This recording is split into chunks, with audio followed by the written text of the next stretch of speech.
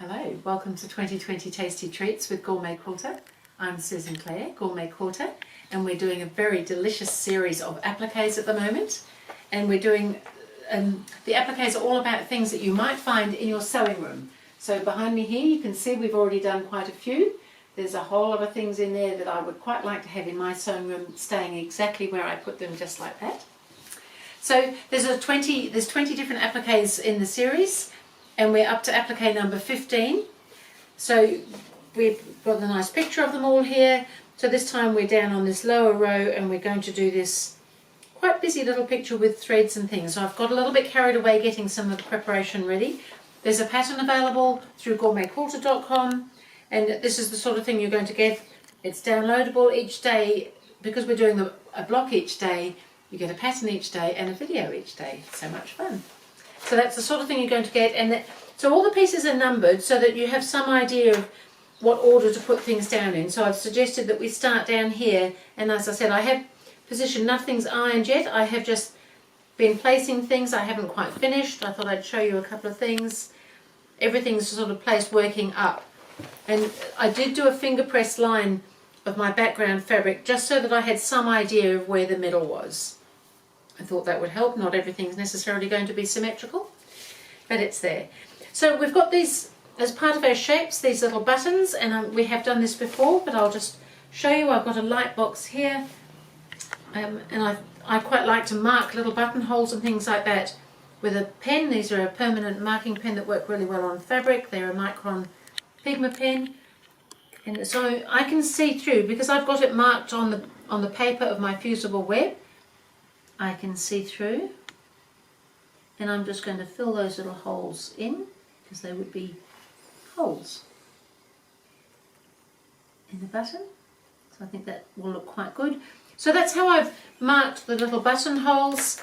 It's how I've marked the little holes on the end of my little bobbins, and also on the spools here. And this is a little button around that goes on the tape measure to keep it, and I've drawn the little button on with the pen there as well, just to simplify things a little bit. So there's other markings that we need to take note of. On the pattern there's markings of where the threads might be, and I have already marked those, again using the light box, shining through, and just with a pencil, because I'm going to stitch on those lines, and on the tape measure here, and on these threads.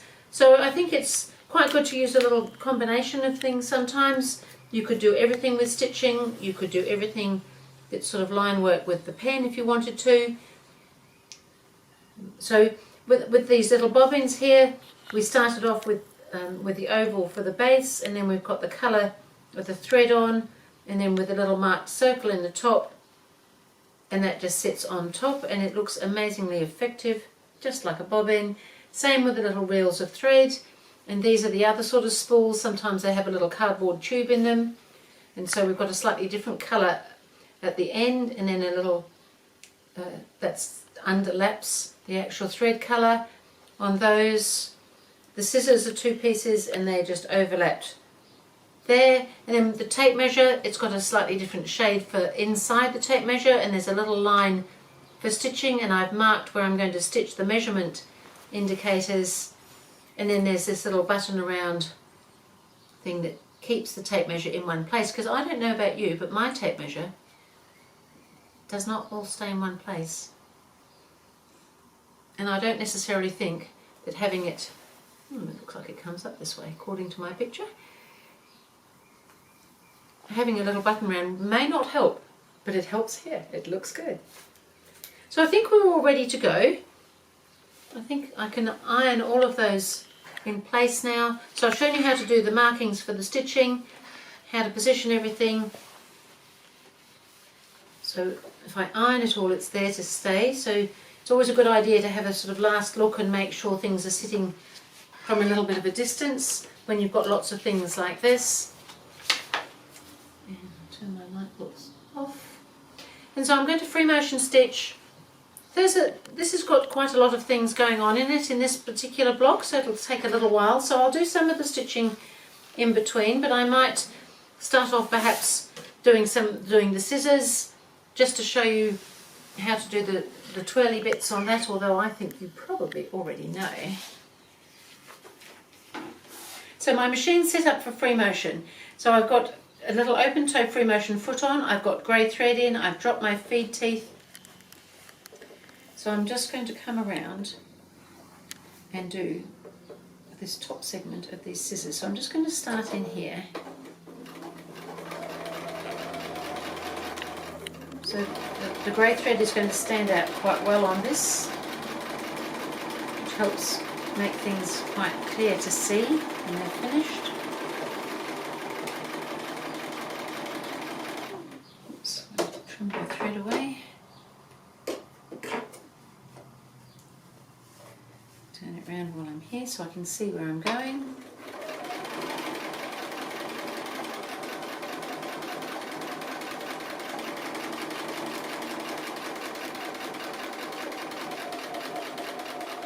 And I'm just going to skip onto this little handle bit here. We will have to come and do the inside of the handles as a separate little stitching line.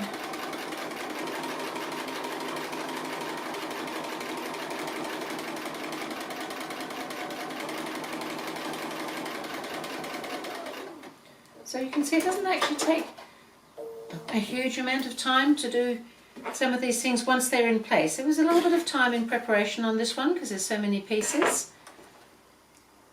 But because we can trace them and fuse them on, it really isn't such a hard chore. And the results are wonderful.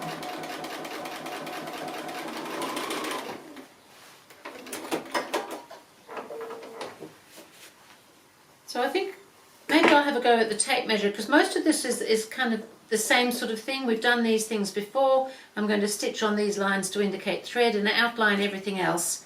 I might have a go at this little tape measure just to show you the little markings on that, and then I'll go ahead and do some more and then you can have a look later. So if I'm coming along this edge here for the tape measure, I'm going to come in. And there is actually just a little line inside the dark shadowed bit that indicates possibly another layer of tape measure curling around. And then I'm just going to come up along this line again and just do these little markings that indicate measurement markings.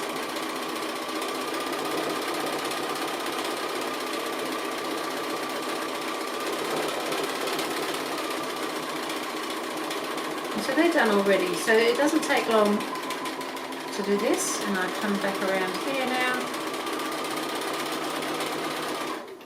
and then I can probably come on and do this little wrap around with the tape measure here.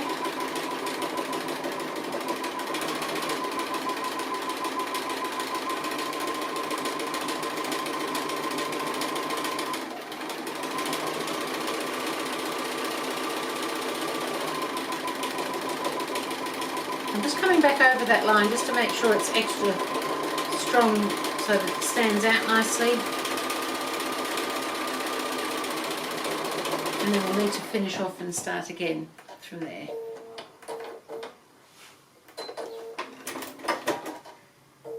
So I think the rest of it I can come and do the scissors and things. You've seen me do all these things before, so I'll just keep going and then I'll come back and show you when I've done a little bit more.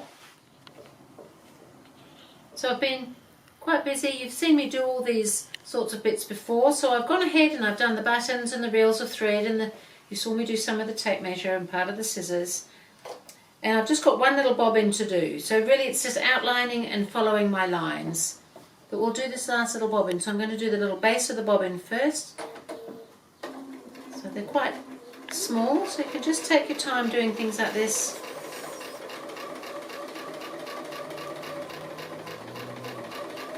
We've done smaller things in this. Then I'm coming onto the thread part that's on the bobbin and coming around that now.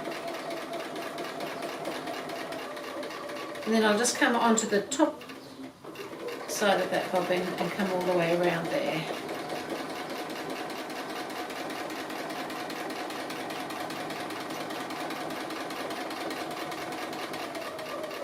And there we are back at the beginning. So that is our little sewing collection of bits ready. thread off. And we'll give it a quick press.